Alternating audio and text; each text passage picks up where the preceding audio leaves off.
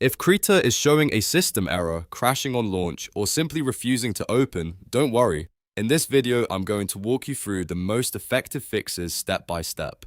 A Krita system error usually means the software can't properly access an important Windows component, a required storage sector, or a device driver it needs to run. The good news is that in many cases, you can fix it yourself without reinstalling your whole computer. If this tutorial helps, please hit the like button and subscribe for more quick software fixes just like this. Now let's jump in. First, let's talk about the most common cause, and that is corrupted configuration files. A lot of people reinstall Krita and expect the problem to disappear, but the old settings are often still stored on your computer, and those settings can keep causing the crash. To reset them, press the Windows key and R on your keyboard to open the Run dialog, then type %localapp-data% and press Enter.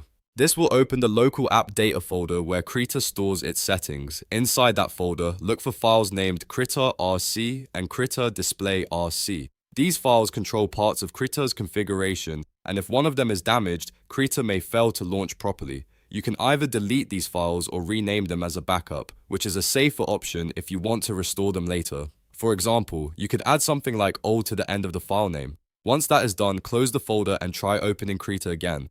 In many cases, this simple reset is enough to fix the system error. If Krita still won't open and you see an error mentioning a missing DLL file, then the next thing to check is the Visual C Runtime. This is a very common Windows dependency, and if it's missing or damaged, applications like Krita may not launch at all. To fix this, go to the official Microsoft support page and download the latest Visual C Redistributable package. Make sure you install the version recommended for your system. After the installation completes, restart your computer and try launching Krita again. This step is especially important if the error message includes words like missing DLL, system error, or the application was unable to start correctly. Those messages often point to missing runtime components rather than a problem with Krita itself. Installing the latest runtime gives Krita the Windows support files it needs to function normally. Now, if the regular Krita installer keeps failing with a system error, there is another excellent workaround you can use, and that is the portable version.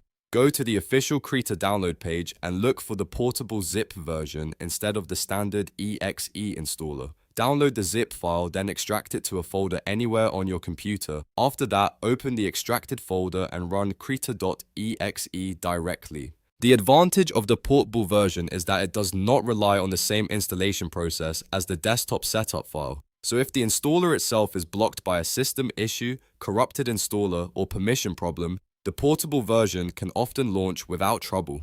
This is one of the best ways to determine whether the issue is with Krita's installation process or with the software itself. If Krita opens after using the portable version, then you know the core app is working and the issue is most likely related to your installed configuration or Windows setup. At that point, you can continue using the portable build or reinstall the desktop version after clearing the old settings.